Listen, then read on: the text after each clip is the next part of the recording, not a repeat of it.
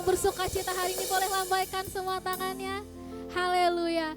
Kita percaya kemuliaan Tuhan terjadi pada pagi hari ini saudara, amin. Baiklah, sebelum kita masuk ke ibadah kita saudara, kita mau sama-sama satukan hati kita. Kita bersatu dalam doa.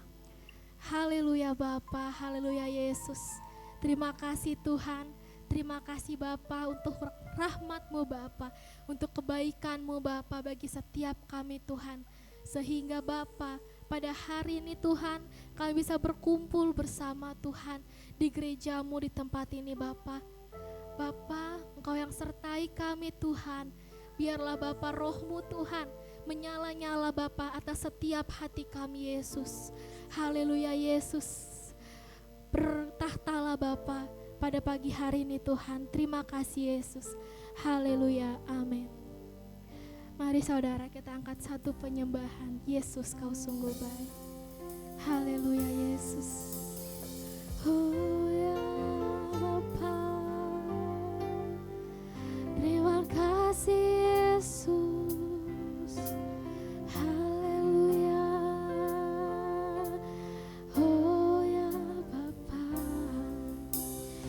Yesus kau sungguh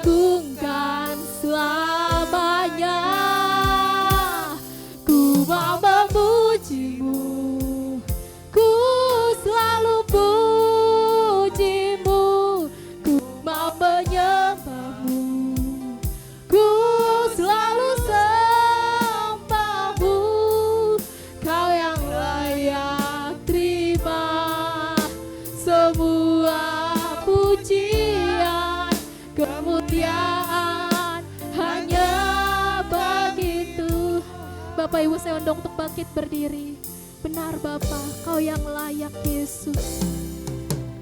Yesus, Kau sungguh baik. Katakan Yesus. Oh namamu indah. Oh Yesus, ku cinta Kau selalu. Ku tinggikan, ku agungkan selamanya. Ku mau memuji-Mu, ku selalu puji-Mu. Ku mau menyembah-Mu, ku selalu sembah-Mu. Kau yang layak terima semua pujian, kemuliaan hanya bagi Tuhan. Ku mau memuji-Mu Tuhan, mau memuji-Mu, ku selalu puji-Mu. Ku mau menyembah-Mu, ku selalu sembah-Mu. Kau yang layak terima semua pujian, kemuliaan hanya bagi. Biar saudara yang bernyanyi, ku mau memuji-Mu. Oh ya Yesus, mau memuji-Mu, ku selalu puji. kami mau memuji Engkau Yesus. Ku mau menyembah-Mu, ku selalu sembah. Kau yang layak Bapa, Kau yang layak terima semua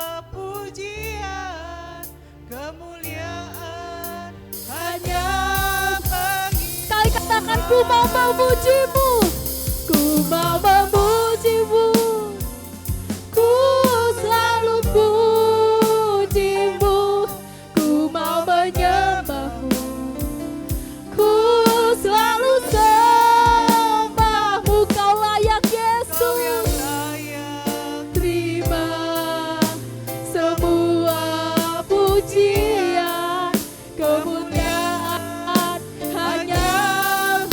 Terus katakan, ku mau memujimu Bapa, ku mau memujimu, ku selalu pujimu, ku mau menyembahmu, ku selalu sembahmu. Kau yang layak terima semua pujian, kemuliaan hanya bagi Tuhan. Kau yang layak, kau yang layak terima semua pujian, kemuliaan hanya bagi Tuhan. Kau yang layak, kau yang layak terima semua pujian, hanya bagi Tuhan. Oh yang Bapa, segala kemuliaan tertuju, hormat dan pujian kami, sembah kami Bapa, kami bawa dalam hadirat-Mu Yesus. Haleluya Bapa. Oh ya Yesus, mari saudara angkat tanganmu, Dia, sembah Dia saudara. Buka hatimu, jangan keraskan hati saudara. Kau Allah yang baik, Engkau setia. Oh haleluya Yesus, segala pujian, hormat kemuliaan untuk nama-Mu Bapa. Oh haleluya, oh haleluya, oh haleluya. Kami rasakan, kami terima kuasa-Mu, kami terima kuasa-Mu mengalir bersama kami Bapa. Oh ya Yesus, haleluya, haleluya, haleluya Yesus. Kau Bapa yang setia. Oh haleluya, haleluya Yesus. Hosana, kuasa-Mu sempurna Bapa. Haleluya Yesus. Inilah rindu kami Yesus. Dengarlah setiap kami Bapa. Oh haleluya.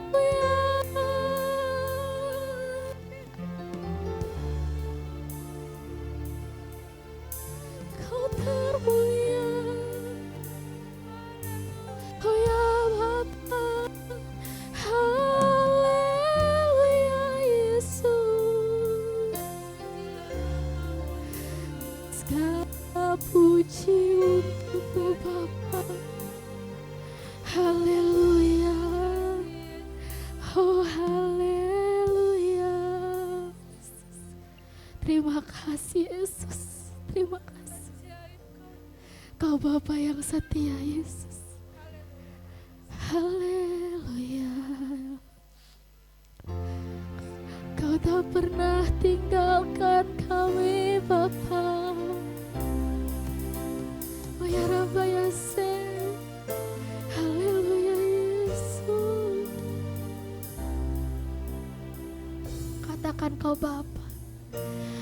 Kau Bapa yang setia, tak pernah sedetik kau tinggalkan diriku. Hatiku teguh di dalam janji-Mu sampai ku melihat kuasa-Mu. Katakan kau Bapa yang setia, kau Bapa yang setia, tak pernah sedetik kau tinggalkan diriku. Hati kami teguh dalam kau Yesus. Hatiku teguh di dalam janji-Mu sampai ku melihat kuasa-Mu. Katakan saudara, karya-Mu sempurna, ajaib dan mulia. Permohonan-Mu buktikan kasih-Mu kepadaku. Yesus termulia, Kasih-Mu terindah selamanya. Ya Yesus, Kau terindah Bapa. Kaulah Bapa yang setia. Kau Bapa yang setia, tak pernah sedetik Kau tinggalkan diriku. Hati kami teguh dalam Kau Yesus. Hatiku teguh di dalam janji-Mu sampai ku melihat kuasa-Mu. Katakan karya-Mu, karya-Mu sempurna, ajaib dan mulia. Penyertaan-Mu buktikan kasih-Mu kepadaku. Ku agungkan Engkau, Yesus termulia. Kasih-Mu terindah selamanya. Sekali lagi saudara, karya-Mu, karya-Mu sempurna, ajaib dan mulia. Penyertaan-Mu buktikan kasih-Mu kepadaku. Ku agungkan Kau, Yesus termulia. Kasih-Mu terindah selamanya. Katakan dengan hati yang lembut saudara, oh ya Yesus. karya-Mu sempurna, ajaib dan mulia. Penyertaan-Mu buktikan kasih-Mu kepada Kami agungkan Kau Yesus. Engkau Yesus termulia. Kasih-Mu terindah selamanya. Sekali lagi, karya-Mu sempurna, karya-Mu sempurna, Kau ajaib dan mulia. Penyertaan-Mu buktikan kasih-Mu kepadaku. Ku agungkan Engkau, Yesus termulia. Kasih-Mu terindah selamanya. Kasih-Mu terindah selamanya. Kasih-Mu terindah selamanya.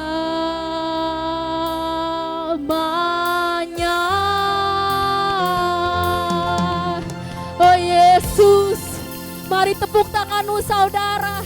Rasakan kebaikan Tuhan di hidup kita. Amin. Ya Yesus, ya Tuhan, kami rasakan sungguh Bapa sukacita di hati kami Tuhan. Sebab karyamu yang sempurna Bapa, penyertaanmu yang luar biasa Yesus. Engkau telah pulihkan kami Tuhan. Engkau telah sembuhkan kami Bapa dari rasa sakit kami Tuhan. Dan kami percaya Yesus, hari ini hari penuh kemenangan. Engkau ada bersama kami di tengah-tengah kami Yesus. Haleluya Bapa, haleluya Yesus. Bertahtalah Bapa atas tempat ini Yesus. Sebentar kami akan menaikkan pujian Bapa. Kiranya Engkau Allah yang kami sembah, yang kami tinggikan. Terima kasih Tuhan Yesus. Bagi kita yang bersuka cita, mari sama-sama katakan amin. Haleluya saudara. Haleluya. Hari ini kita rasakan bahagia, amin. Kita mengangkat satu pujian, hari ini ku rasa bahagia. Haleluya. Semuanya tangannya di atas, bertepuk tangan untuk Tuhan. Haleluya. Katakan hari ini.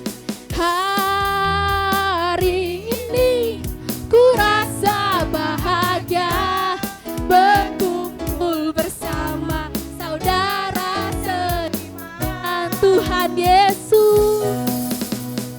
Tuhan Yesus telah satukan kita tanpa memandang di antara. Katakan hari ini, haleluya. Hari ini tunjukin muka bahagianya. Bahagia berkumpul bersama saudara seiman Tuhan Yesus. Tuhan Yesus telah satukan kita tanpa memandang di antara. Mari kita bergandengan tangan saudara.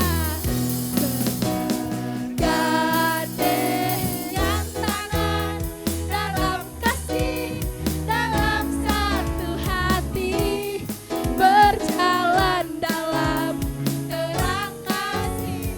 Tunjuk kanan kirinya. Kau sahabatku, kau saudaraku, tiada yang dapat memisahkan kita. Sekali lagi tunjuk kanan kirinya. Kau sahabatku, kau saudaraku, tiada yang dapat memisahkan kita. Sekali lagi saudara, hari ini ku rasa bahagia, berkumpul bersama saudara seiman Tuhan Yesus. Tuhan Yesus telah satukan kita tanpa memandang di antara. Mari kita bergandengan saudara.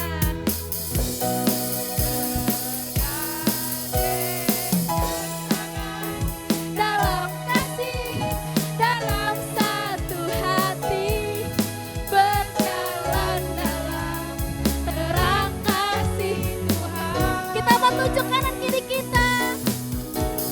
Kau sahabatku, kau saudaraku, tiada yang dapat memisahkan kita. Oh, kau sahabatku, kau saudaraku, tiada yang dapat memisahkan kita. Tiada yang dapat memisahkan kita. Sekali lagi, tiada yang dapat memisahkan kita. Haleluya.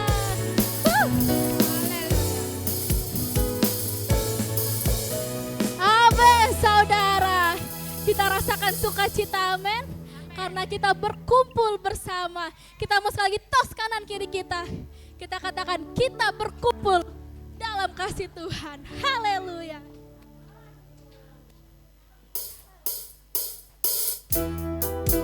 Kita mau masuk bertemu dalam kasih Tuhan, saudara. Haleluya.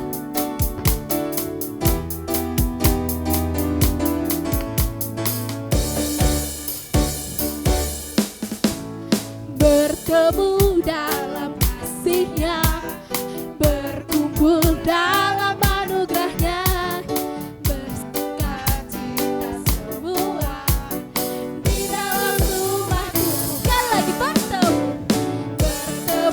dalam kasih-Nya, berkumpul dalam anugerah-Nya, bersukacita semua di dalam rumah Tuhan.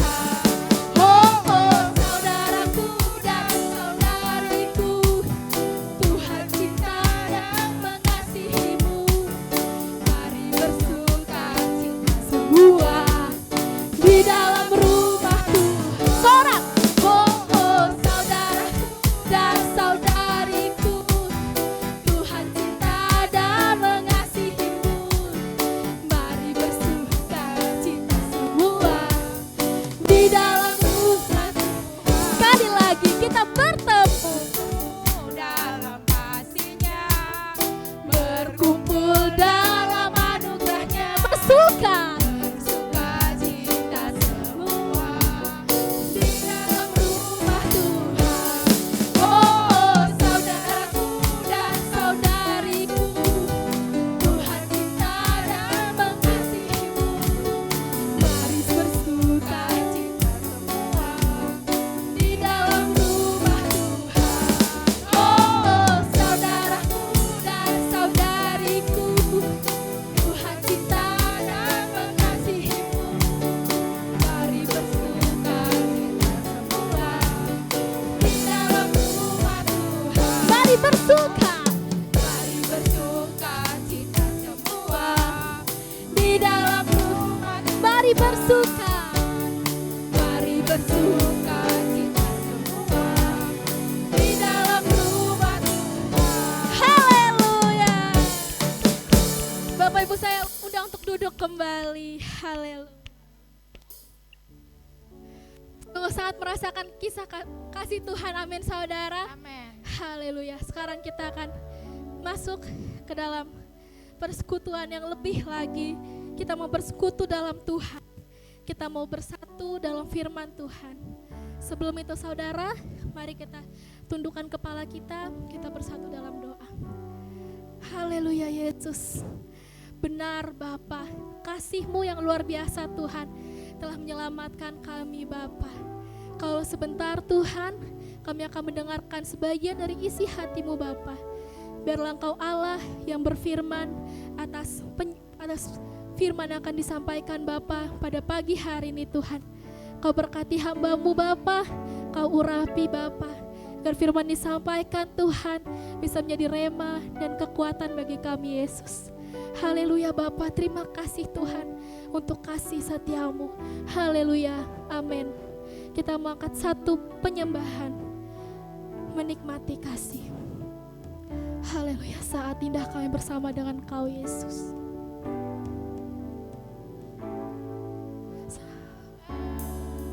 Indah ku berhadapan denganmu. Kita mau pandang wajah Tuhan, memandang wajah-Mu, Yesus kekasih jiwaku. Bawa daku,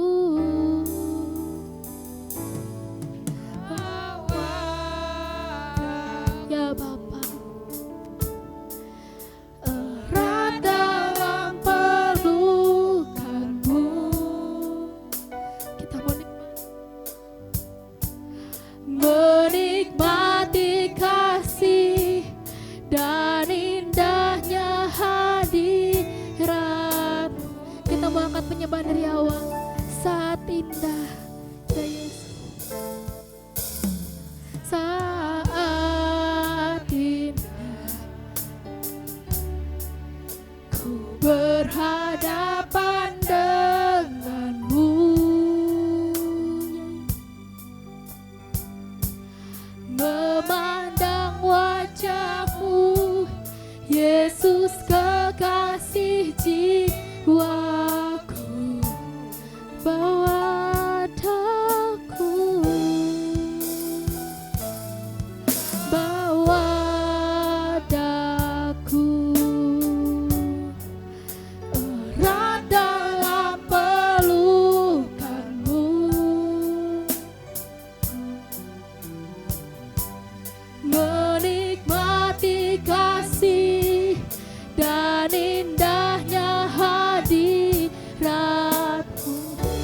hadirat-Mu Bapa. Oh, hadirat-Mu Tuhan, ku rasakan kekudusan-Mu, kekudusan-Mu Bapa, penuhiku, ku rindu selalu Yesus, ku rindu selalu diam dalam bait-Mu, menikmati kasih anugerah. Saudara bangkit berdiri, kita akan penyembah dari awal. Saat indah, saat indah, oh ya Bapa, ku berhadapan denganmu, kami pandang wajah-Mu Yesus, memandang wajah-Mu Yesus, kekasih jiwaku.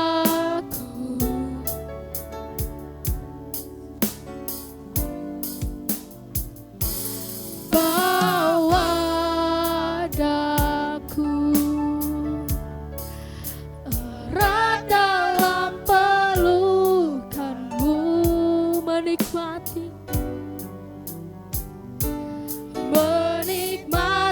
kasih dan indahnya hadirat-Mu, hadirat-Mu Bapa. Oh, hadirat-Mu Tuhan, ku rasakan kekudusan-Mu Yesus, kekudusan-Mu Bapa, penuhiku, ku rindu selalu, ku rindu selalu diam dalam bait-Mu, menikmati kasih anugerah. Saya katakan hadirat-Mu Bapa. Saya undang kepada hamba Tuhan. Mu Tuhan,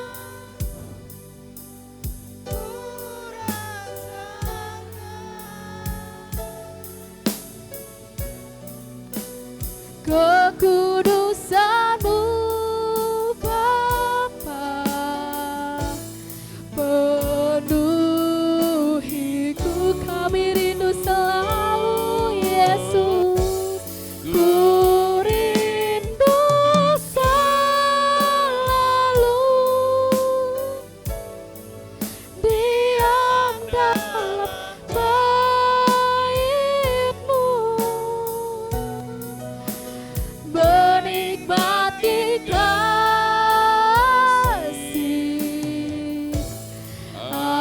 anugerah-Mu, menikmati kasih,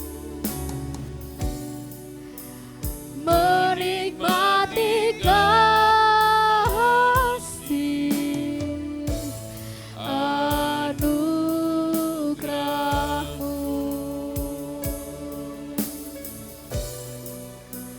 menikmati kasih anugerah-Mu. Berikan tepuk tangan bagi Tuhan kita. Haleluya, haleluya, haleluya, haleluya, haleluya. Segala pujian, hormat, syukur hadapan-Mu Bapa pagi hari ini. Segala yang baik yang datang daripada Allah terus memberkati perjalanan iman percaya kami. kami sadar yang lain, Bapa, betapa lebar, betapa luas anugerah-Mu bagi kami. Terima kasih buat waktu perkenan hari ini kami boleh kembali beribadah di tempat ini. Kami percaya Tuhan telah menyiapkan yang terbaik, menyiapkan berkat yang terbaik bagi kami. Yang sungguh-sungguh mencari dan menempatkan Tuhan di atas segala-galanya. Terima kasih Bapak buat pagi hari ini. Kami berdoa buat anak-anak kami. Kami bersyukur untuk kepercayaan Tuhan Kau berikan bagi anak-anak kami. Untuk ada tempat ini, biarlah mereka boleh bertumbuh juga dalam anugerah daripada Tuhan. Ketika mereka akan masuk dalam kelas sekolah minggu, Tuhan memberkati, sehingga firman disampaikan hari ini, mereka boleh dengar dengan baik, menjadi investasi di masa yang akan datang. Terima kasih, kami bersyukur buat anak-anak kami, beri kepada mereka ketekunan dalam mereka belajar, ke depan ada, biar Tuhan jauhkan dari segala mara bahaya mereka, diberkatilah mereka sepanjang umur hidup mereka. Terima kasih juga berdoa bagi para orang tua, berkat-Mu juga atas setiap mereka. Berkat-Mu dalam kehidupan anak-anak hari ini sampai selama-lamanya. Guru yang akan mengajar sebentar, bila berikan hikmat-Mu untuk dengan teliti, dengan tekun, mengajar anak-anak dengan baik, sesuai dengan firman-Mu. Terima kasih, sekarang kami rindu untuk kembali belajar firman. Bapa, urapi setiap kami, urapi hamba-Mu. Dalam nama Yesus kami berdoa. Haleluya. Amin. Ya, silakan untuk kembali. Selamat pagi.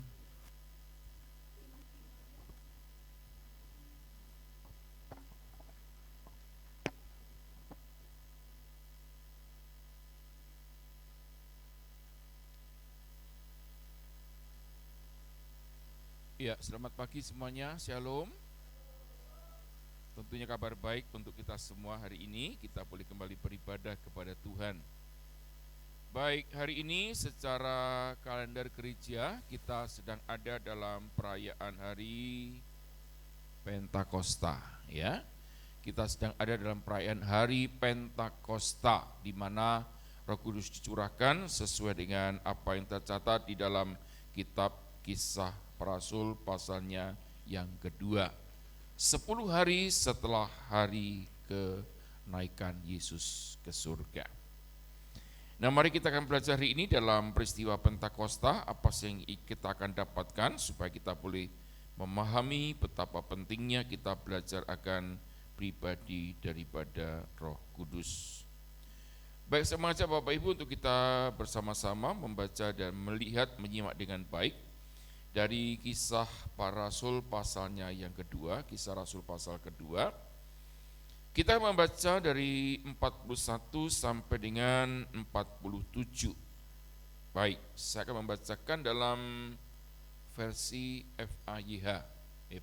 Bisa perhatikan di dalam Alkitab Bapak Ibu, di dalam Alkitab terjemahan baru kalau Bapak Ibu punya bukunya, dan kalau ada di dalam Android, ada di dalam di sana bisa dicari untuk FAYH, ya. Baik, saya akan bacakan dari Kisah pasal 2 ayatnya yang ke-41 sampai dengan ayatnya yang ke-47. Orang-orang yang percaya akan kata-kata Petrus itu dibaptiskan kira-kira 3.000 orang banyaknya. Mereka menggabungkan diri dengan saudara-saudara seiman, mengikuti pengajaran rasul-rasul dan menghadiri persekutuan doa, serta mengadakan perjamuan Tuhan. Rasul-rasul melakukan banyak mujizat dan semua orang dipenuhi rasa takut. Semua orang yang percaya itu senantiasa bersekutu bersama-sama dan segala yang ada pada mereka dijadikan milik bersama. Mereka menjual harta milik mereka dan membagi-bagikannya kepada orang-orang yang berkekurangan. Setiap hari mereka bersama-sama berbakti di bait Allah. Mereka bersekutu dalam kelompok-kelompok kecil di rumah-rumah mereka serta mengadakan perjamuan Tuhan dan makan bersama-sama dengan penuh sukacita serta rasa syukur. Sambil memuji Allah, semua penduduk kota itu menyukai mereka. Dan tiap-tiap hari Allah menambah jumlah mereka dengan orang-orang yang diselamatkan. Nah Bapak Ibu kasih dalam Tuhan, hari ini kita saya sampaikan untuk hari ini kita sedang bersama-sama dengan semua umat yang ada di Indonesia, ya terutama juga di luar negeri juga. Kalau hari ini harinya sama, mereka juga merayakan hari namanya Hari Pentakosta, Hari Pencurahan Roh Kudus. Nah dalam kebiasaan tradisi daripada gereja-gereja yang beraliran Pentakosta, 10 hari setelah hari kenaikan Yesus ke surga, mereka selalu mengadakan ibadah. Untuk apa? Bagi yang belum mendapatkan baptis Roh Kudus, mereka dibaptis Roh Kudus. Bagi yang sudah, mereka semakin disegarkan. Dan tradisi baik sekali untuk bisa kita kembali mengingat. Memang kalau kita melihat bahwa Roh Kudus tidak hanya dicurahkan pada waktu Pentakosta, tapi setiap saat. Tetapi momen itu dipakai untuk waktu yang terbaik bersama-sama dalam kelompok-kelompok yang ada untuk kembali mengingat akan peristiwa di loteng Yerusalem. Di mana itulah satu peristiwa penting yang berdampak kepada banyak manusia. Berdampak kepada banyak orang. Secara pribadi, secara bergereja, secara dunia, secara apa saja roh ini bekerja dengan luar biasa. Jika itu kenapa Yesus berkata, tunggu di Yerusalem, dan Lukas pasal 24 ayatnya yang terakhir-terakhir, kalau nggak salah 49, tunggulah di Yerusalem, aku akan mencurahkan rohku kepada kalian semua. Dan digenapi juga di dalam Kisah pasal 2 akhirnya untuk bersama-sama kita dibaptis dan dipenuhi dengan Roh Kudus. Nah untuk panjang, lebar, luasnya Bapak Ibu nanti kita akan belajar bersama-sama di dalam School of Ministry yang kita punya satu tempat untuk kita bisa belajar ya. Salah satu materi adalah tentang Roh Kudus, bagaimana Roh Kudus itu sebagai pribadi seperti apa, peranannya seperti apa, kemudian bagaimana kita memperlakukannya kepada dia dan apa ujung-ujungnya ketika orang di Roh Kudus. Itu semua ada dalam pelajaran Holy Spirit. Nanti kita ketemu karena gereja ini juga akan mengadakan untuk School of Ministry. Nah hari ini kita akan belajar tentang pengaruh Roh Kudus kepada gereja Tuhan. Ya, ini satu pelajaran yang penting untuk kita bisa menyadari kenapa kok Roh Kudus ini benar-benar kita percayai, kita yakini, kita imani bahwa dialah satu pribadi dari Allah sendiri, karena ada sesuatu yang dibuktikan dengan karya-karya Roh Kudus. Nah, sedikit saya sampaikan bahwa di dalam tipologi Roh Kudus itu ada beberapa hal ya. Ada api, ada air, ada anggur, ada minyak, ada materai, ada anggur, ada juga materai, ada 7 Bapak Ibu ya. Nah, kalau kita bicara tentang Roh Kudus tipologi sebagai air. Air ini memberikan satu kesejukan. Ya. Air memberikan kesegaran. Air memberikan pertumbuhan. Air memberikan satu pembersihan, ya. Jadi ketika Roh Kudus itu bekerja untuk satu tipologi ini, maka dia bekerja sesuai dengan sumbernya. Dan air ini punya satu hal yang teristimewa. Kalau dia punya ruang-ruang yang kosong, ya, misalkan di sini ada air, Bapak, dia akan apa? Mencari celah yang kosong dia isi. Itu namanya kepenuhan Roh Kudus kepada orang-orang percaya. Saya singgung bahwa Roh Kudus ini juga berdampak kepada banyak hal, terutama pada orang percaya, kepada gereja Tuhan dan sebagainya. Nah hari ini kita akan belajar tentang bagaimana peran Roh Kudus itu kepada gereja Tuhan. Supaya kita menyadari betapa pentingnya gereja itu bila disertai Roh Kudus.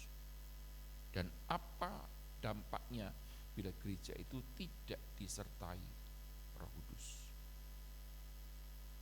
Karena ini merupakan satu puncak yang luar biasa, artinya sesuatu yang klimaks ketika gereja itu ada di dalam kekuasaan Roh Kudus.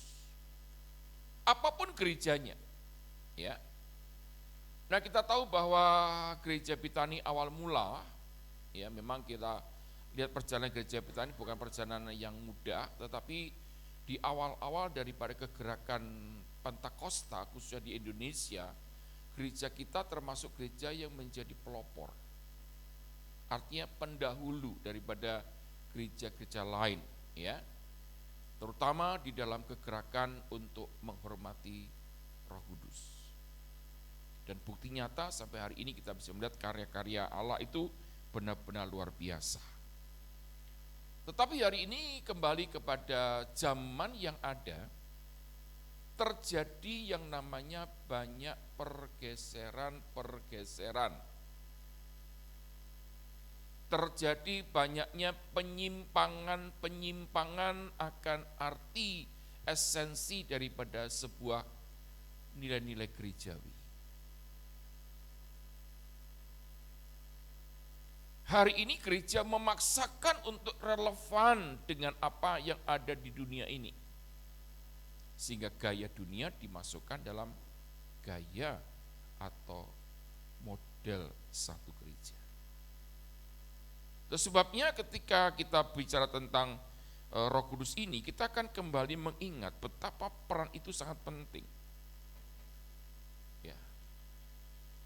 Makanya ada satu pemahaman yang mesti kita juga luruskan, ya. Kata Ka'bah ini kan juga pernah tercatat di dalam Alkitab tahun 1937 kalau nggak salah, ya. Karena kenapa kok ada kata Ka'bah? Karena yang menuliskan ini bukan orang dari kita, karena waktu terbatas sekali, sehingga mereka juga dari kelompok-kelompok yang mereka punya itu bahasa yang sama, penyerapan bahasanya adalah bahasa yang sama. Untuk menyebut gereja mereka belum tahu, makanya disebut sebagai Ka'bah.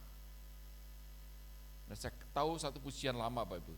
Ku sembah Kau dalam Ka'bah ini, ku sembah Kau dalam roh dan kebenaran sejati. Kau Allah yang kami puja, yang hadir di tempat ini. Ku sembah Kau Tuhan. Lagu ini mewakili satu sakralnya satu rumah ibadah. Tetapi hari ini rupa-rupanya gereja itu sudah tidak lagi sakral. Dan Roh Kudus ingin mengembalikan itu semua sebagai bentuk narasi. Karena apa? Karena gereja ini adalah milik daripada Allah sendiri. Makanya peran Roh Kudus pada gereja ini sangat penting supaya mengembalikan apa yang sudah hilang. Bapak Ibu, kita memang boleh jujur, ya, dalam kehidupan kita itu kan ada banyak yang namanya perubahan, ya. Jadi apa yang tidak berubah, ya perubahan itu sendiri. Nah, kita kenal tanggal 1 Mei itu peringatan Hari Buruh. Kenapa ada Hari Buruh? Karena ada revolusi Perancis 187 sekian. Kenapa ada perubahan di situ? Karena dulu Perancis adalah negara agraria, berubah menjadi negara industri. Perilakunya berubah. Mempengaruhi juga dalam agama, dalam kekristenan, ya. Sehingga hari ini pun kita melihat pola-pola kekristenan itu juga sudah banyak berubah. Yang seharusnya saya katakan tidak boleh berubah. Gereja sudah tidak lagi menjadi sebuah kesakralan. Mimbar-mimbar gereja tidak lagi sakral. Nah, hari ini kita belajar betapa pentingnya ketika Roh Kudus itu berperan aktif dalam sebuah gereja Tuhan. Nah, nas yang kita akan renungkan bersama-sama terdapat dalam ayat 41 dan 47. Orang-orang percaya akan kata-kata Petrus itu dibaptiskan, kira-kira 3.000 orang banyaknya. 47, sambil memuji Allah, semua penduduk kota itu menyukai mereka, dan tiap-tiap hari Allah menambah jumlah mereka dengan orang-orang yang diselamatkan. Ternyata gereja itu punya satu tujuan yang mulia, yaitu apa? Supaya orang-orang datang ke tempat itu. Untuk apa? Untuk berjumpa dengan Tuhan. Sehingga nilai kesakralan gereja itu kembali dimunculkan. Ya. Hamba-hamba Tuhan punya satu predikat kembali. Sekarang kan tidak, Bapak Ibu. Nah, seringkali begini. Ketika kita berbicara tentang Roh Kudus, kita mulai mengkotak-kotakkan tentang aliran-aliran gereja yang ada di dunia ini. Kira-kira benar atau salah? Oh, gereja ini enggak ada Roh Kudus. Oh, gereja itu ada Roh Kudus, yang sono enggak ada Roh Kudus. Apakah demikian? Tidak, Bapak. Karena Alkitab dengan jelas mengatakan tidak seorang pun yang bisa berkata-kata Yesus adalah Tuhan kalau tidak dari Roh Kudus. Berarti selama gereja itu ada bannernya Yesus adalah Tuhan, berarti di sanalah Roh Kudus itu ada. Cuman mereka tidak mengaktifkan, mereka tidak melibatkan, mereka tidak menonjolkan, tetapi Roh Kudus itu ada, Bapak Ibu. Ini kesaksian hidup dari adik saya sendiri, Bapak Ibu ya. Kami ini berangkat dari keluarga Katolik. Kita tahu Katolik ya udah model begitulah. Semua kan ditata ya, ibadah ditata, doa ditata, semua ditata. Semua ditata, tidak ada yang di luar nalar kita, nggak ada impresi dari Roh Kudus apapun juga, karena sudah ada tatanan dalam liturgi ibadah. Yang seringkali saya dengar dengan telinga, Bapak Ibu, orang Katolik nggak ada Roh Kudus. Saya mau katakan, kamu salah besar. Karena pengalaman ini menimpa adik saya sendiri, Bapak Ibu. Dia seorang Katolik konservatif. Dia respect kepada romonya, sangat respect. Nah, satu kali dia tinggal di Bekasi. Kemudian satu kali kami berlima saudara-saudara ini masih punya ibu. Ibu saya tahun ini usia 89 tahun. Dan tidak menjaga karena ada beberapa yang bekerja dan ada yang di luar kota. Saya pun tidak mungkin, saya bawa ke Jakarta juga dia tidak mau, akhirnya apa? Harus menjaga ibu di Sidoarjo. Nah, waktu dia di Sidoarjo beberapa saat kemudian mulai dilawat Roh Kudus, Bapak Ibu. Ini Katolik konservatif, bukan Katolik ecek-ecek. Kami dari lahir itu dididik konservatif, udah ada pakemnya. Nggak boleh salah sedikit pun. Nah, tetapi dalam hidupnya banyak problem. Masalah rumah tangga, masalah ekonomi, masalah juga dengan dirinya yang belum berdamai. Nah, ketika di Jamaah Roh Kudus, Bapak Ibu, adik saya ini mengalami, bukan tidak bahasa roh loh ya, dia tidak berbahasa roh loh. Tapi dia mengalami satu impresi yang begitu luar biasa. Tiba-tiba dia bisa menerima dirinya.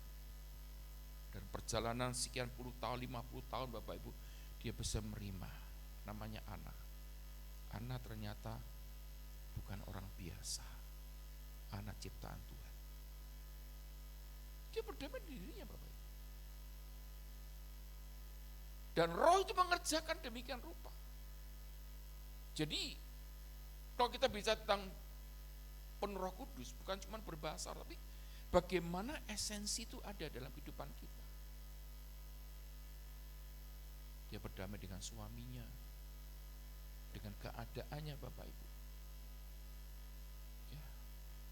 Waktu banjir 2020 itu tenggelam rumahnya di daerah mana tuh Bang? Kemang Ivi. Satu rumah tenggelam. Kemarin sama Bapak Ibu. Yang banjir kemarin tenggelam.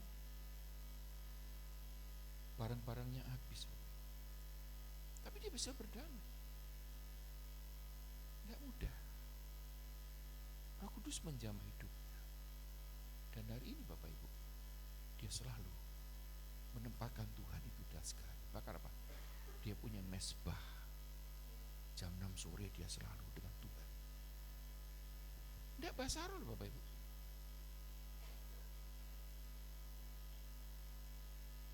Sering kali kita memberikan stigma kepada orang-orang ini adalah orang-orang penuh Roh Kudus. Tapi sebaliknya kita ini Bapak yang berbahasa roh tapi ya memble gitu ya. Susah tetap susah. Apalagi masalah tetap masalah. Lalu apa? Jadi kita dapat Bapak Ibu. Makanya Roh Kudus punya peran yang luar biasa dalam hidup orang percaya loh. Nah, kemarin kami mengadakan ibadah Pentakosta di Zoom. Tuhan mulai kembali ingatkan peran Roh Kudus kepada orang berdosa, kepada dunia, kepada orang percaya, kepada keluarga, kepada kehidupan doa, kepada gereja Tuhan. Ini kan luar biasa Bapak Ibu. Makanya Pentakosta ini bukan sekedar Pentakosta, ayo kita kencing bahasa roh kita, bukan masa kenceng atau tidak bahasa roh kita, tapi bagaimana esensi itu ada dalam hidup kita dan itu kita hidupi. Yang penting itu Bapak Ibu. Kan sekarang kan jadi polemik, perdebatan. Nanti ibadah nggak ada bahasa rohnya, ini kok nggak ada bahasa rohnya, ini gimana sih? Bukan masalah itu Bapak Ibu. Karena Paulus dengan jelas mengatur dengan luar biasa di dalam 1 Korintus pasal 7. Bagaimana ibadah itu seperti apa, harus tertib dan sebagainya. Jadi mari kita hari ini juga di gereja Betani yang ada di Harapan Indah ini, kita minta supaya apa? Roh Kudus pun berperan. Kalau gak ada Roh Kudus Bapak Ibu, ini gelinding itu sudah gelinding tidak tahu kemana. Bola salju itu juga tidak, mau jadi bola bowling juga tidak. Akhirnya apa? Wasting time Bapak Ibu. Para kita berkata apa? Iman yang kecil itu bisa memindahkan gunung yang besar. Nah, izinkan hari Roh Kudus benar-benar menjamah gereja di tempat ini Bapak Ibu, supaya apa yang Tuhan inginkan terjadi pelipat gandaan ya. Bukti yang nyata ketika Roh Kudus itu adanya pelipat ganda. Nah, gereja Kisah Rasul pasal 2 ini adalah model dari gereja mula-mula. Ya. Perhatikan baik-baik, nanti bisa dibaca kembali. Jadi kalau sekarang ada itu karena apa? Karena reformasi, karena keinginan masyarakat. Dan ingat baik-baik, di dalam Tuhan itu tidak ada yang namanya demokrasi. Itu satu tuntunan gereja ini, yaitu Tuhan dan Roh Kudus, firman dan Roh Kudus, doa dan Roh Kudus. Itu tuntunannya. Bukan yang lain. Gereja ini kok sepi ya? Tanya Tuhan, apa yang mesti kita kerjakan? Kok gereja ini begini ya? Tanya sama Tuhan, apa yang mesti kita kerjakan? Apa? Itu sarana kita sebagai satu tubuh Kristus. Supaya apa?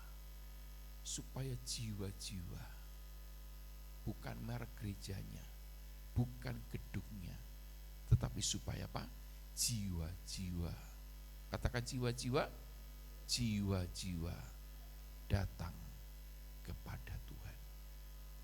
Ternyata lewat gereja mula-mula, pekabaran Injil, kehidupan satu sama lain memperhatikan, itu benar-benar mengubah satu catatan yang penting di dalam gereja awal mula.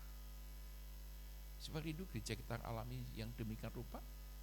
Tiba-tiba Tuhan kirimkan 1 jiwa, 2 jiwa, baptisan 40 orang, 100 orang. Siapkan di saudara baik-baik. Siapkan gereja dengan baik-baik. Nah, kita kan belajar dari ini, ada beberapa hal yang akan pelajari dari pembacaan kita dari Kisah Rasul pasal yang kedua tentang peranan Roh Kudus di dalam gereja Tuhan, ya. Baik. Laksana air itu merupakan kesegar. Jadi kalau gereja itu tidak ada Roh Kudus, maka apa? Akan sepi, akan menjadi kering. Ya. Akan menjadi sepi dan kering. Coba kita akan belajar sebentar tentang hal ini Bapak Ibu, ya. Nah, kita lihat dulu tentang gereja. Gereja adalah sebuah lembaga atau institusi yang dibuat oleh Tuhan sendiri. Ada 2 lembaga yang dibuat Tuhan, keluarga yang pertama, yang kedua adalah gereja. Ya. Nah, kenapa demikian? Sebab kalau kita lihat tentang, masih ingat tentang pengakuan Petrus ketika ditanya sama Yesus, para murid-murid, sesungguhnya siapakah anak manusia itu? Mereka berkata, oh itu Yohanes, oh itu si ini, so ini. Tapi ketika Petrus mengatakan, engkau Mesias, anak Allah yang hidup, apa jawab Yesus? Di atas batu karang ini, aku akan mendirikan jemaatku, dan alam maut tidak akan menguasai. Dan tepat sekali daripada Petrus hari ini berdiri Santo Basilika yang ada di Vatikan. Jadi mimbarnya itu adalah makam daripada Petrus. Nah, gereja ini bukan manusia yang membentuk. Ini kan sudah bergeser Bapak Ibu. Betul gak? Hari ini misalkan ya, yang saya dengar begini. Makanya pergeseran ini menjadi satu keprihatinan sebenarnya, bukan sebagai apa itu keprihatinan, apa betul itu gereja diminta Tuhan untuk dibangun atau didirikan, atau karena ambisimu. Dan ternyata banyak orang yang berambisi Bapak Ibu untuk membuat gereja. Kayak jualan sandal, kayak jualan bakpao gitu kan ya. Laku ya teruskan, enggak ya ditutup kan begitu. Kan enggak begitu kali. Ada masalah, tutup, enggak ada masalah, buka. Bukan begitu kali. Gereja itu adalah Allah yang punya.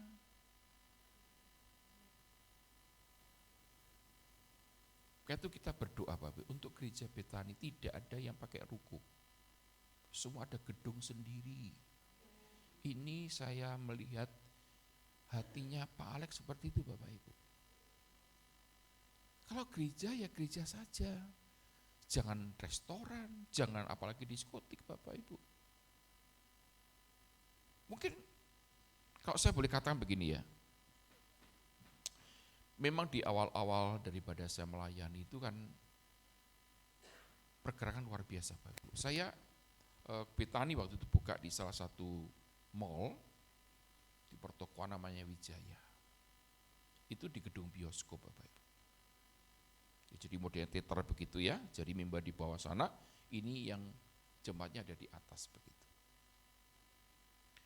Nah tetapi yang menjadi masalah adalah sebelahnya Bapak Ibu, sebelah itu adalah diskotik. Jadi kalau kita berangkat ibadah pagi jam 7:30 atau jam 7 ya, itu mereka baru pulang dugem. Mereka lihat teller di jalan begitu ya, mereka lagi ada di pinggir di tangga itu mereka lagi, anak-anak muda mereka lagi duduk-duduk situ sambil enggak tahu menunggu apa. Yang parah Bapak, ada satu restoran yang juga cabangnya Betani, itu maaf ya, bahkan apa, saya ditemukan alat kontrasepsi Bapak. Jadi kita ibarat tempat seperti itu. Kan enggak ada sakral-sakralnya begitu kan. Nah, mari kita berdoa supaya setiap gereja Betani punya gedung sendiri, ya. Gereja Harapan Indah punya gedung, juga Betani Kelapa Gading punya gedung sendiri, Bapak Ibu. Kenapa? Untuk apa? Orang melihat di situ. Ya. Di gereja ini bukan manusia yang membuat, tapi Tuhan membuat. Ingat baik-baik itu. Gereja bukan untuk berdagang, tapi untuk pengabdian kepada Tuhan. Apa yang diberi buat kita itu luar biasa. Anugerahnya luar biasa. Jika itu pengisi gereja ini adalah orang yang sadar bahwa dia bukan orang yang biasa, tapi orang dipanggil oleh Tuhan untuk masuk dalam rencana Tuhan. Gereja Tuhan yang mendirikan, bukan manusia. Nah, gereja punya dua pengertian. Yang pertama adalah tempat beribadah, yang kedua tempat untuk bersekutu orang-orang beriman. Nah, ketika gereja dalam satu wadah bentuk Bapak Ibu ya, makanya kemarin saya dengan kematian Paus Francis kemarin saya banyak belajar dari bergereja sebagai hamba Tuhan, saya banyak belajar. Nah, Bapak Ibu tahu, Santo Basilika itu dibangun berapa lama? Ada yang tahu? Jadi seperti sekarang ini, berapa tahun? Ada yang tahu? Ada yang tahu nggak? 1.200 tahun Bapak Ibu. Awalnya kapel kecil, tapi ketika dikembangkan dan sebagainya sampai hari ini, itu memakan waktu 1.200 tahun. Nah, kalau kita lihat memang gereja itu megah banget Bapak Ibu ya. Nah, itu sebagai satu momentum ya. Dan orang di sana itu sangat mengapresiasi.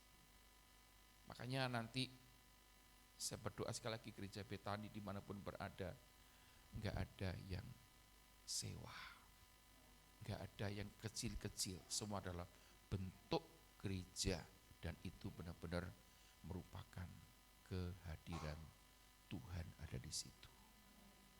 Ya. Memang susah Bapak Ibu ya, kalau kita ini masih pindah-pindah ini susah banget. Tapi enggak apa-apa. Ini anggap aja kita sedang camping. Ya. Kita sedang camping seperti orang Israel lagi camping di padang gurun. Tuhan akan siapkan yang terbaik buat gereja Betani dimanapun berada. Ya, karena ini penting banget. Rumah ibadah penting banget Bapak Ibu. Maka kalau kita jumpai Paulus itu kan gampang ya menemukannya.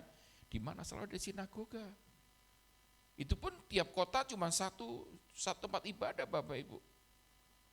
Ya, nah kita ini sini gereja, toleh sana gereja. Tapi makanya kita kembali kepada esensi daripada kenapa Roh Kudus ini harus memimpin gereja ini Bapak Ibu.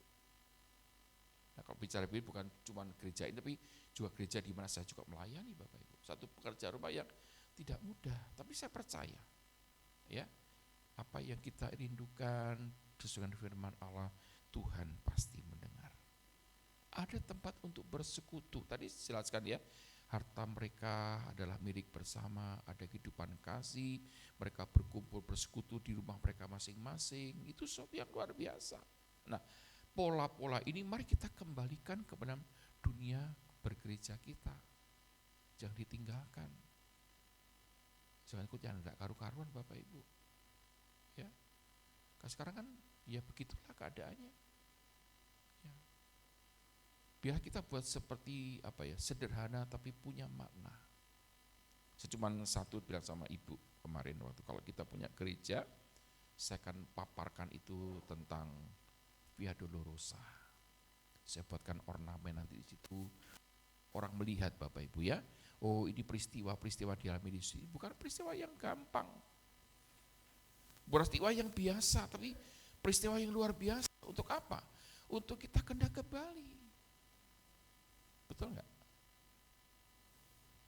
Ini juga enggak ada salibnya kan? Iya enggak ada salibnya kan? Gereja kok nggak ada salibnya, kan aneh juga kan.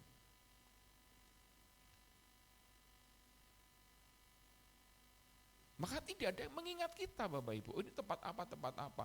Lupakah Tuhan hadir di mana? Betul. Saya mengamini 2-3 orang berhimpun Tuhan hadir, saya mengamini. Tetapi kalau ada waktu untuk kita membangun rumahnya, bangunlah sesuai dengan apa yang Tuhan nyatakan. Ya makanya pola tabernakal ini kan dianut oleh orang-orang Katolik ya. Betul nggak? Sadar nggak Bapak Ibu? Ada halaman ada apa? Ada kolam basuhan Bapak Ibu. Waktu mereka masuk kan buat apa? Tanda salib dulu kan. Kemudian masuk ke halaman, ke ruang suci. Ya ruang suci di mana? Ya tempat kita berkumpul di situ. Yang di sana siapa? Hanya imamnya saja di mimbarnya. Ini gambaran tabernakal Bapak Ibu. Mimbar kita bisa dipindah, mimbar mereka bisa dipindah, kenapa? Dia percaya Tuhan hadir dalam mimbar itu. Makanya kita mesti buka jendela mata kita. Jangan mengotak-kotakkan.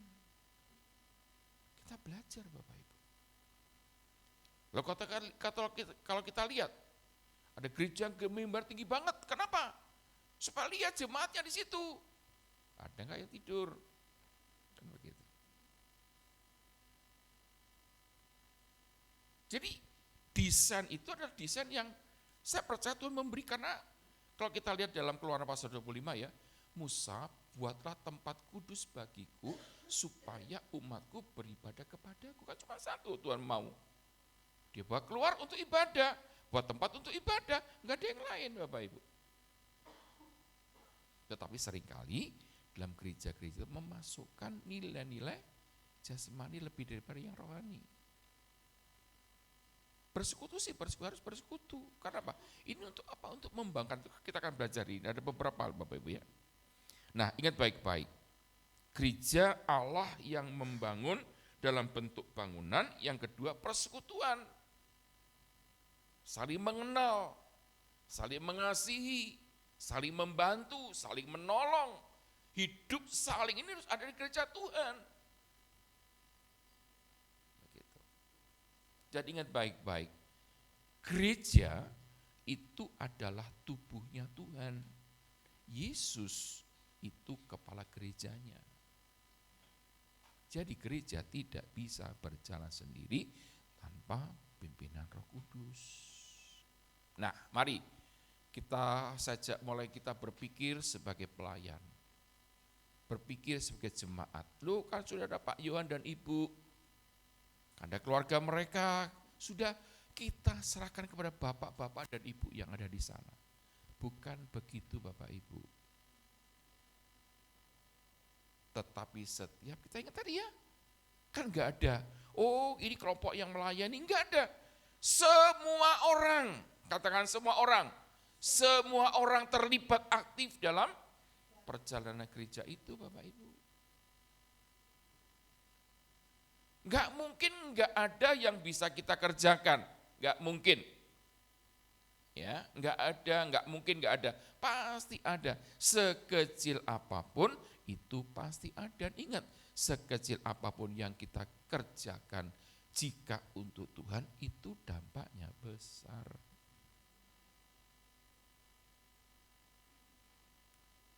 Roh Kudus perlu berperan aktif Bapak Ibu. Bukan cuma berbahasa roh. Tapi bagaimana aplikasinya, implikasinya dalam kehidupan kita sebagai warga jemaat, sebagai pemimpin gereja, itu harus terjadi. Juga mengenai ibadah Bapak Ibu, ibadah ini memang sesuatu yang menjadi polemik ya. Tadi saya sampaikan bahwa di Katolik sudah ada bukunya. Bahkan ibadah kematian pun sudah ada bukunya, sudah ada tatanan. Kita ini kan tidak punya sebagai liturgi kita. Memang itu perlu, harus kita kerjakan. Tetapi bukan berarti isinya itu ngeplak ketiplak, bukan. Itu mungkin randonya, tapi kita bisa isi. Ya, ibadah misalkan ya, ibadah kan kalau di kita kan pertama kan pujian lembut ya. Ya, kemudian yang kedua ujian pengantar, penyambung untuk masuk ke pris. Prisnya kan 2 biasanya. Ya, setelah pris 2 kemudian masuk lagi ke lembut untuk masuk dalam firman. Nah, ini ditata dalam bentuk apa? Dalam bentuk tema. Misalkan khotbah tentang apa? Selalu minta kepada Pak Gembala, Pak Gembala temanya apa? Sehingga ini ada sinkron. Ya. Enggak lepas lagunya Bapak Ibu. Kenapa saya mau begini? Karena saya juga seorang WL juga Bapak Ibu. Jadi cara nyusun lagu itu ada kuncinya. Lupakan begitu, bukan masalah itu, tapi tetap ada yang ngisi lagu Roh Kudus. Ada temanya Bapak Ibu. Nah kalau tema itu ada, maka itu akan apa? Menjadi satu aliran, sehingga orang nikmati ibadah itu. Lalu apa? Mau datang kembali. Kan terasa Bapak Ibu ya, kalau kita ini mau take off kan gitu kan. Coba kalau sakit Bapak Ibu. Nah WL itu tugasnya begitu. Menyiapkan hati jemaat. Ini liturgi Bapak Ibu. Nah ini pun perlu Roh Kudus. Karena itu bukan cuma gembala yang Roh Kudus, tapi setiap kita person itu perlu Roh Kudus. Kenapa? Untuk WL itu perlu Roh Kudus Bapak Ibu. Musik juga perlu Roh Kudus. Kenapa? Ini sebagai improvisasi, mengimbangi. Kadang-kadang enggak kita tahu itu ketika kita ada urapan kita bisa masuk, bisa blend di situ. Apa? Ibadah menjadi ibadah yang kalau sama sekarang ibadah yang mengalir Bapak Ibu. Pulang apa? Oh kapan lagi hari Minggu ya? Kapan lagi ada ibadah? Orang punya kerinduan. Ditata dengan baik. Memang berbeda, organisasi yang ada di gereja dengan dunia itu berbeda banget. Ya, sangat berbeda. Jadi kita tidak bisa mengaplikasikan 100% untuk gereja, manajemen dan organisasi dunia. Ya. Saya pesan kepada para pekerja juga kepada keluarga. Saya pun gak bisa berkata, oh anakku nanti jadi gembala, gak bisa. Oh ini jadi gembala, gak bisa. Izinkan semua berjalan dengan baik. Dijalankan dengan baik, dididik dengan baik, dipersiapkan dengan baik. Belum tentu anak saya jadi gembala Bapak Ibu. Nah ini yang fair. Kan sekarang gak fair gitu kan ya. Mau bikin anaknya, kasih khotbah terus, padahal belum tentu. Belum tentu. Ini malah menimbulkan apa? Guncangan-guncangan yang tidak diinginkan di gereja itu. Karena apa? Organisasi dunia yang dipakai memang, saya dengar dari Pak Petrus Octavianus, dosen I3. Untuk suksesi itu memang tidak mudah. Ya, tidak mudah. Tapi yang harus kita ketahui adalah ruah atau esensi, visi misi daripada gereja itu harus kita kembangkan. Nah, ketika Musa mangkat, Yosua muncul. Apakah dia anaknya? Keturunannya? Bukan. Lalu apa yang dikerjakan oleh Yosua ini? Bukan misinya Musa, tapi misinya Tuhan. Sama, bawalah bangsa ini keluar dari tanah perambaan ke negeri yang kujanjikan, Kanaan. Sama enggak dengan perintah kepada Yosua? Sama Bapak Ibu. Nah, ketika kita menangkap hal ini dengan baik, maka saya percaya gereja itu akan mengalami sebuah perkembangan yang luar biasa. Kenapa? Tahu visi misinya. Nah, gereja Betani pun juga punya visi dan misi. Itu mesti kita hidupi, jangan membuat visi yang lain. Itu yang kita lanjutkan, itu yang kita kerjakan. Lupa darah begini, tidak ada kata lain. Tadi berkata apa? Supaya semua orang datang kepada Kristus. Tidak ada visi lain. Ini visi dari pekerjaan surga. Jadi secara manajemen, secara organisasi ini berbeda Bapak Ibu. Betul nggak? Kalau orang dunia, kalau mau bangun, kumpul dulu, wah baru bangun, betul nggak? Tapi kalau Tuhan kan enggak kan? Apa yang ada padamu? Coba. Betul enggak? Memang deg-degser Bapak Ibu ya, ketika kita mau bangun deg-degser. Saya teman-teman saya di mana-mana kalau lagi bangun gereja tuh benar-benar empot-empotan Bapak Ibu, waktunya bayar besi, waktunya bayar pasir, waktunya bayar ini, waktunya ini, waduh empot-empotan. Tapi ketika itu berjalan, ya ada saja Bapak Ibu. Beda kan? Beda enggak? Halo? Ini beda banget Bapak Ibu. Dari segi keuangan, finansial, manajemen, beda banget Bapak Ibu.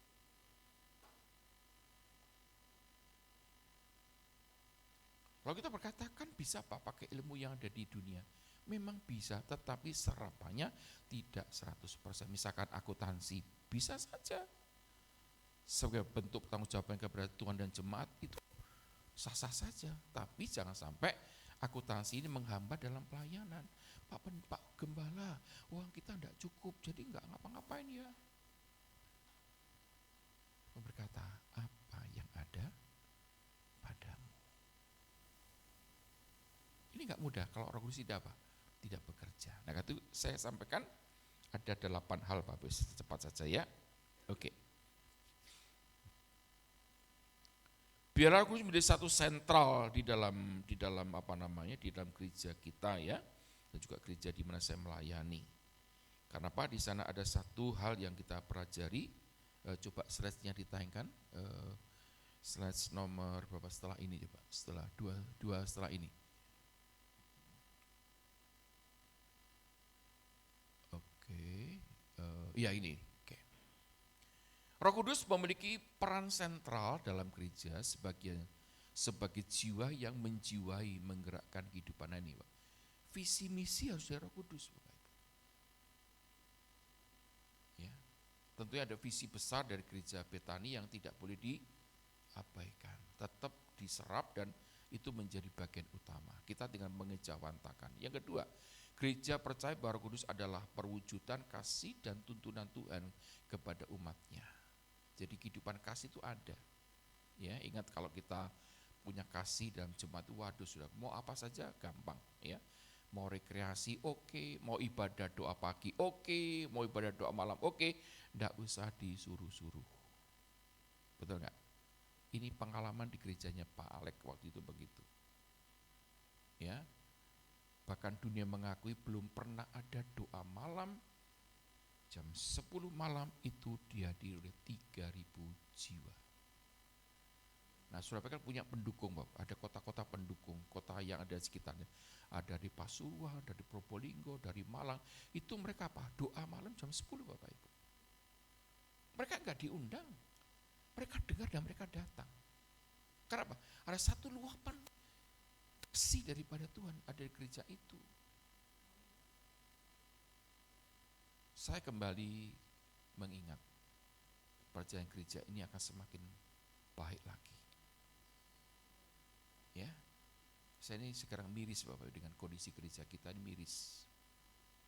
Saya rindu akan ada revival kembali untuk gereja kita. Ya, tapi dalam pola yang asli, seperti Kisah Rasul pasal 2, kehidupan kasih. Ya, dulu itu doa malam jam 10 sambung sampai pagi Bapak. Kemudian itu hari doa pokoknya. Nanti jam 1 selesai, ya biasa Bu Alek itu nyiapin apa? Roti sumbu. Tahu roti sumbu?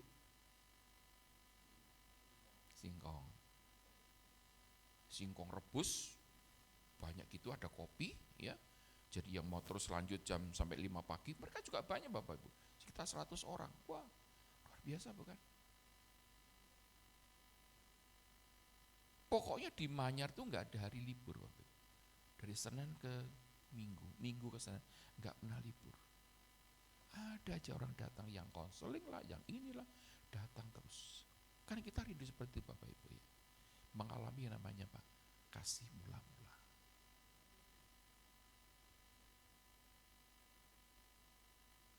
Nah puji Tuhan saya ada gereja ini cukup lama Bapak Ibu ya. Saya masuk tahun 87, berarti sudah 38 tahun. 8 Juni hari ini itu tepat hari baptis saya. Kelahiran baru ada di situ. Jadi baptis, saya penuh Roh Kudus di situ. Pengalaman nggak pernah saya lupakan. 38 tahun bukan waktu yang pendek. Maka saya berkata di mana gereja Bethany satu, ayo kita kembali bangkit. Tapi jangan lupa, utamakan Roh Kudus dalam hidup kita, dalam pelayanan kita. Dan muncul karunia Bapak Ibu ya. Roh Kudus juga memberikan karunia-karunia khusus untuk membangun dan memperkaya gereja dalam menjalankan misinya. Saya tulis KMDD. Apa itu KMDD? Pertama adalah koinonia, fungsi bersekutu. Kedua fungsi marturia, menjadi saksi Kristus. Yang ketiga D ketika dia didaskalia, mengajar kebenaran. Ya, yang keempat diakonia. Ini mesti imbang Bapak Ibu. Ya. Kalau dikerjakan saya percaya gereja itu kan tumbuh berkembang dengan luar biasa. Ya. Jadi gereja itu adalah tempat untuk kita menyalurkan karunia daripada Tuhan. Ya. Oke, kita masuk dalam poinnya sekarang. Oke, ini baru pendahuluan. Nah, Bapak Ibu kalau bicara begini ini bisa tahan ya. Bisa tahan enggak?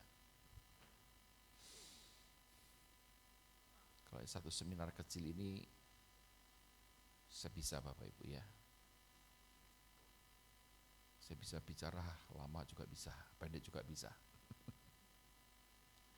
Nah, kita lihat sekarang.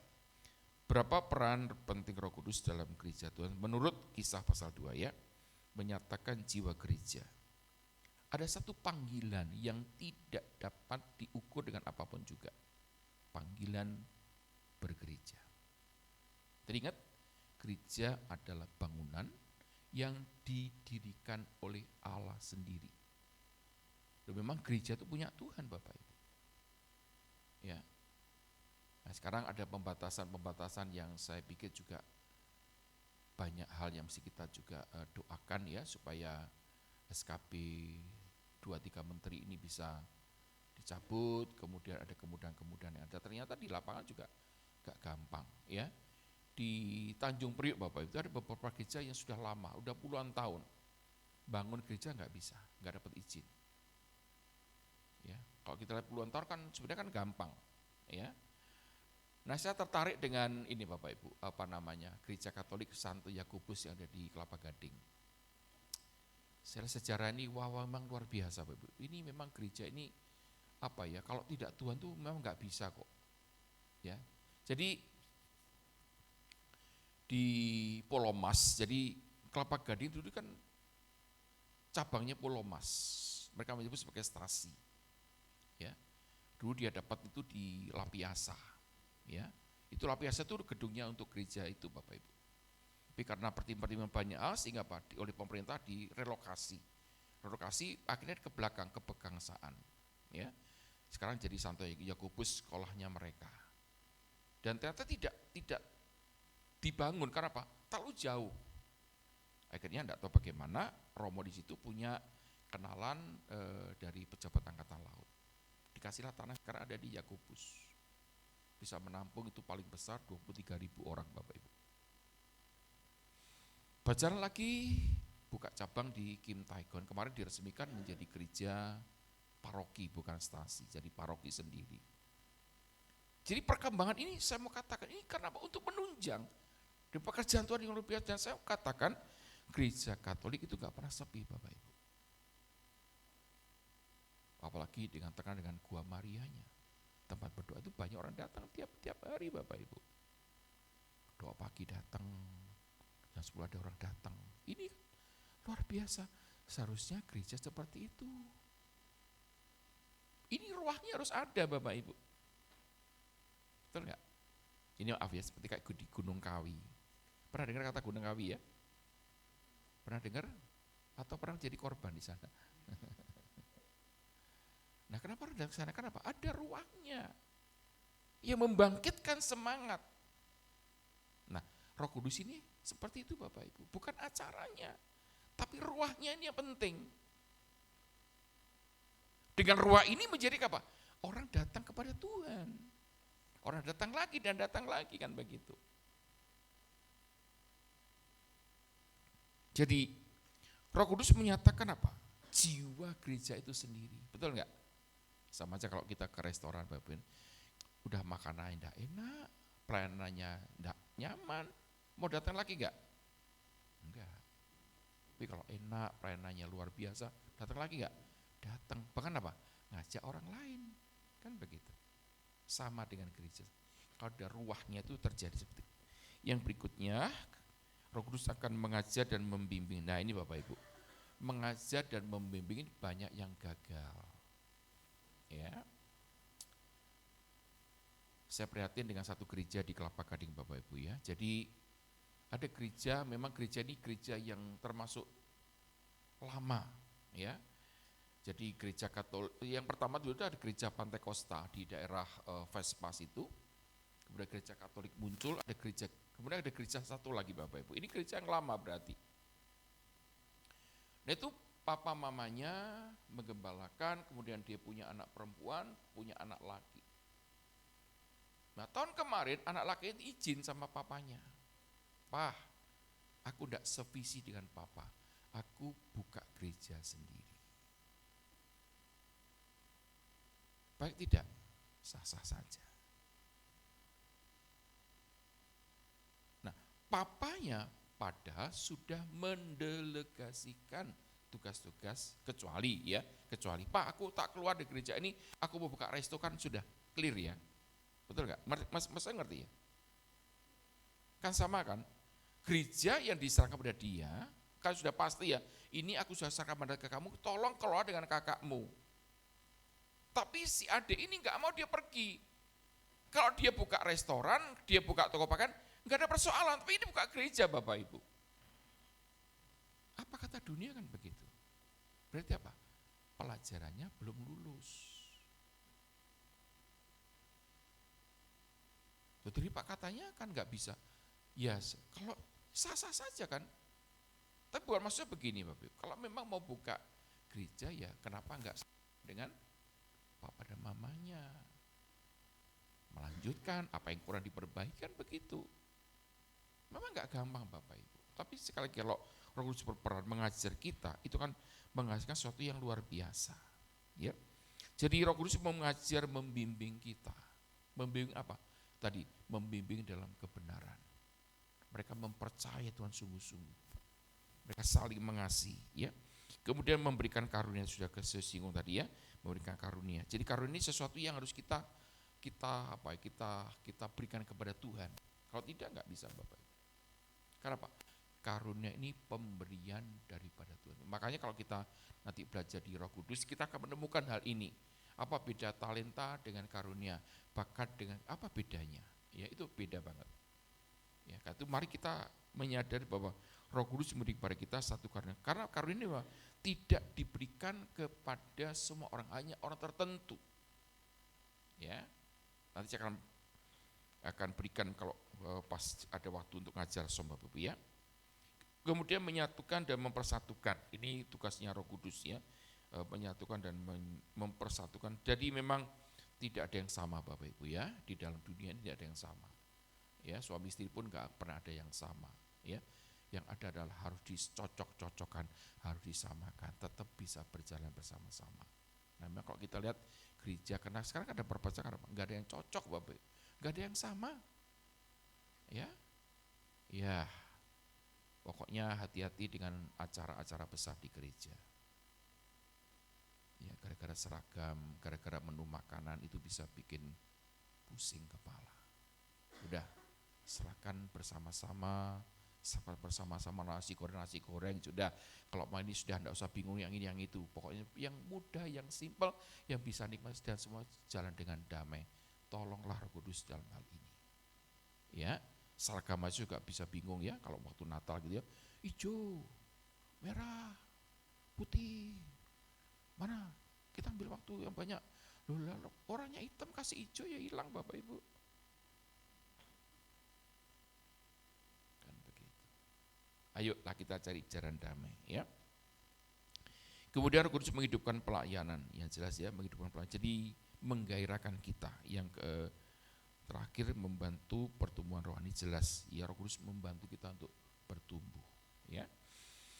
Gereja mengakui bahwa Roh Kudus adalah karya Tuhan yang berkuasa yang terus berupaya untuk menginspirasi dan menggerakkan gereja dalam menjalankan misinya di dunia, ya. Koinonia, marturia, didaskalia, dan diakonia. Nah, kiranya firman hari ini akan menolong kita semua untuk melihat bahwa Roh Kudus itu punya peran yang cukup penting dan sangat penting dalam kita berjemaat dan bergereja. Ya, memang ada gembala, tapi biarlah kita juga memberikan support, dukungan kepada gembala yang ada dengan apa yang kita punya. Apa yang bisa Bapak kerjakan, kerjakan, ya. Jangan menunggu perintah. Berikan ide-ide, berikan semangat kepada pemimpin tempat ini supaya apa? Kita sama-sama membangun. Ingat tadi ya, Ka'bah ini. Ya. Kalau Bapak itu dengan kata-kata kan merindingan, Ka'bah, tempat yang besar, tempat orang apa namanya? Berapa itu? Tawaf ya. Yang muter-muter gitu. Tawaf ya, mereka tawaf, mereka buang jumroh di situ. Itu sakral Bapak Ibu. Ya, kan itu mari kita merindukan gereja di mana Tuhan percayakan tempat ini, ya. Ayo kita akan benar-benar bangun dengan penuh tanggung jawab. Ini milik Tuhan. Kalau Tuhan yang memiliki, pasti Tuhan akan bertanggung jawab. Maka kita bisa melihat Tuhan dan karyanya, akan ada kesaksian. Amin. Ayo kita mulai punya iman Bapak Ibu ya. Saya kembali mengingat akan gereja Betani Manyar. Ya. Karena paling dimulai dari garasi 7 orang ya. Kemudian pindah di garasi lebih besar 100 orang. Akhirnya Tuhan ngomong sama Pak Alek, cari wadah yang besar. Di mana? Di sebelahnya. Hanya Pak, dikelilingi dalam doa. Pak kok bisa? Bisa buktinya. Nah, ketika dikelilingi Bapak Ibu, dikelilingi begitu ya, tiba-tiba yang punya tante sakit. Sakit antara sadar dan tidak sadar. Lalu apa? Dia menyebut namanya Pak Alek. Panggil Alek. Suruh bawa belangko, dulu kan masih ada belangko yang disegel. Ya Pak Yohan masih ingat ya? Ada kertas besar disegel, ada apa namanya sebagai belangko. Ditulislah surat Bapak Ibu. Dipindahkan kepada Pak Alek pribadi. Itu luasnya lumayan Bapak Ibu. Ya, ada 6.000 meter nggak salah yang di Manyar itu. Mari kita kembali mengulang sejarah. Ketika rumah Tuhan diperhatikan dengan sungguh-sungguh. Makanya dalam kitab Hagai ya, Hagai kan ngomong begini, rumahmu aja kamu dandani, rumahmu kamu hiasi, tapi rumah Allah kau biarkan terbengkalai. Ayo kembali bangkit, bangun rumah Allah. Dan saya percaya, ketika kita mendahulukan Tuhan, Tuhan juga memperhatikan kebutuhan kita. Jangan dibalik, utamakan Tuhan, baru Tuhan akan memberkati dan menolong setiap kita. Biarlah wadah gereja tempat ini ketika Roh Kudus berperan, kita melihat itu semua karya, pekerjaan daripada Tuhan. Dan kita berkata, terpujilah nama Tuhan. Terpujilah Dia yang menjadikan yang tidak ada menjadi ada, yang tidak baik dijadikan baik. Kenapa? Tuhan Allah Immanuel menyertai setiap kita. Bapak terima kasih buat firman hari ini yang telah kami dengar, kami bersyukur. Bila Kau lanjutkan pekerjaan firman-Mu dalam hati dan kehidupan kami, supaya gereja di tempat ini terus mengalami Tuhan, alami lawatan Tuhan, sehingga setiap mata memandang, Setiap lutut akan bertelut, lidah mengaku Yesus adalah Tuhan bagi kemuliaan Allah di surga. Terima kasih berkat atas kami pagi hari ini. Dalam nama Yesus kami berdoa. Amin.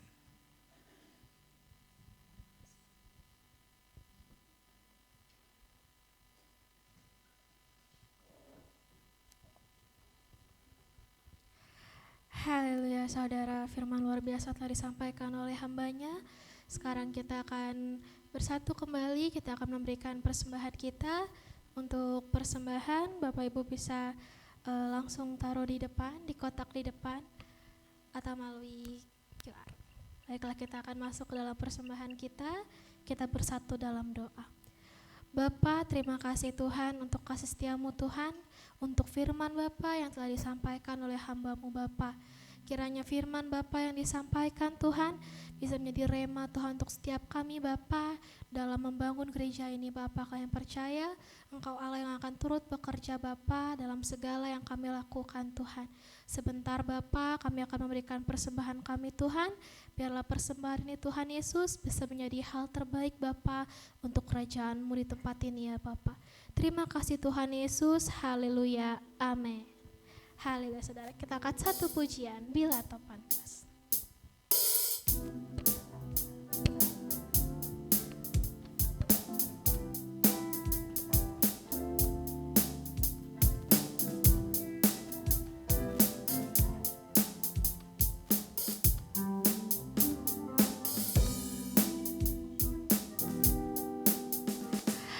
Bila topan keras melanda hidupmu, bila putus asa dan letih lesu, berkat Tuhan satu-satu hitunglah, kau niscaya kagum oleh kasih-Nya. Berkat Tuhan mari hitunglah, kau kan kagum oleh kasih-Nya. Berkat Tuhan mari hitunglah, kau niscaya kagum oleh kasih-Nya. Kau niscaya kagum oleh kasih-Nya.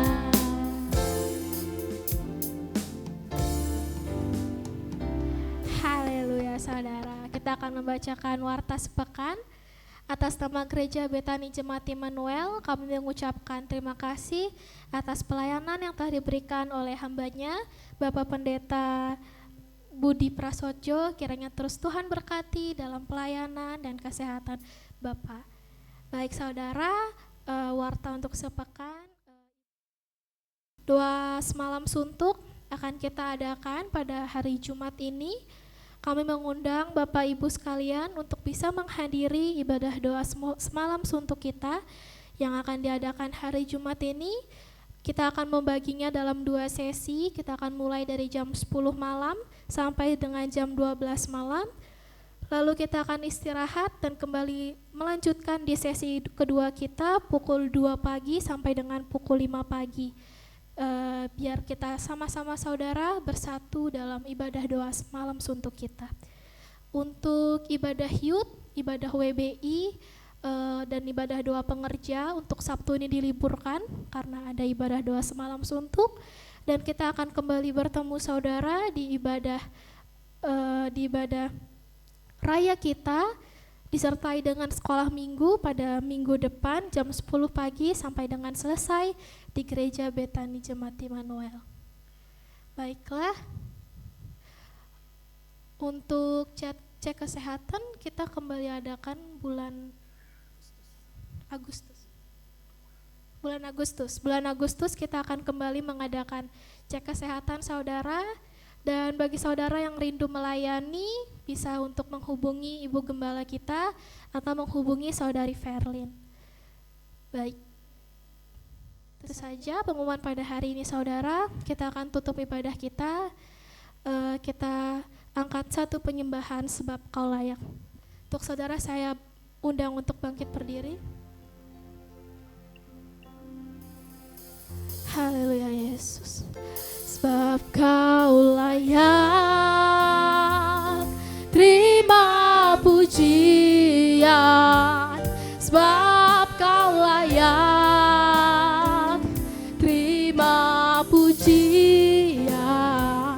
sebab Kau layak ku agungkan.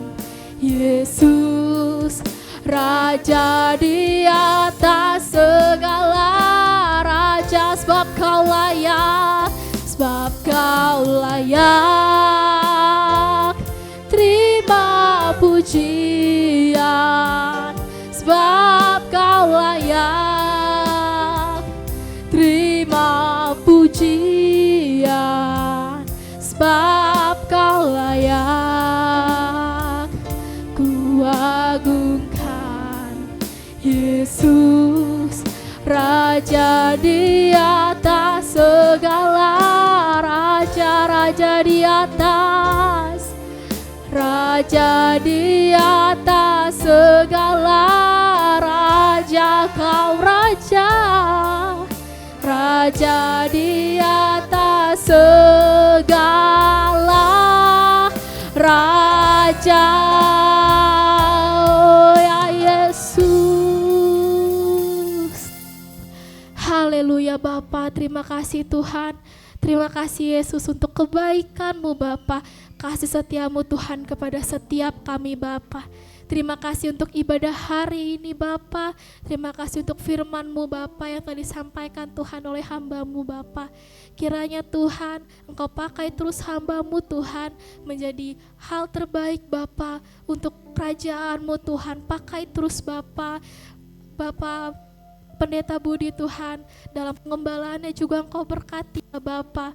Kiranya Yesus makin banyak jiwa Bapa yang datang Bapa ke hadirat-Mu Bapa melalui Bapa pelayanannya Yesus. Tuhan Kau juga berkati ya Bapa gereja kami Tuhan, segala Bapa yang kami rindukan untuk gereja ini Bapa, Kau berkati Tuhan.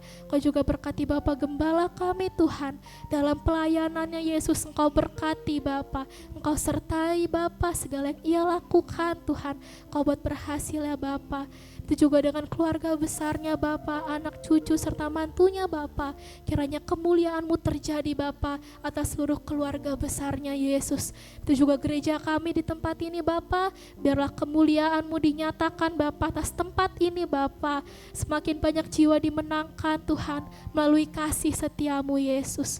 Terima kasih Bapa, Engkau juga berkati bangsa negara kami Tuhan.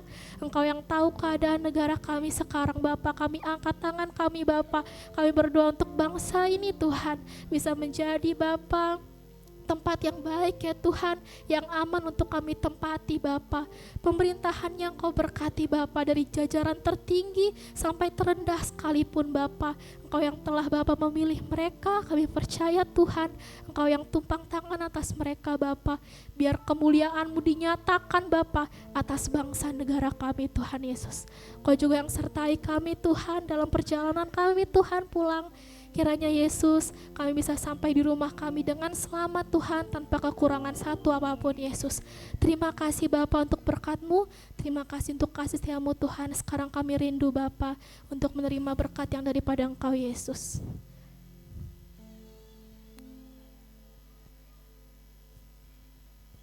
Sekarang pulanglah dan bawa dengan iman berkat anugerah yang berlimpah-limpah datang daripada Bapa dalam Anak yang tunggal Yesus Kristus, dan Roh Kudus memberi kepada kita kekuatan penyataan yang sempurna akan menyertai setiap kita mulai hari ini hingga Maranatha, bahkan sampai selama-lamanya. Dalam berkat nama Tuhan Yesus kami berdoa. Amin. Terima kasih saudara, selamat hari Minggu, Tuhan Yesus memberkati.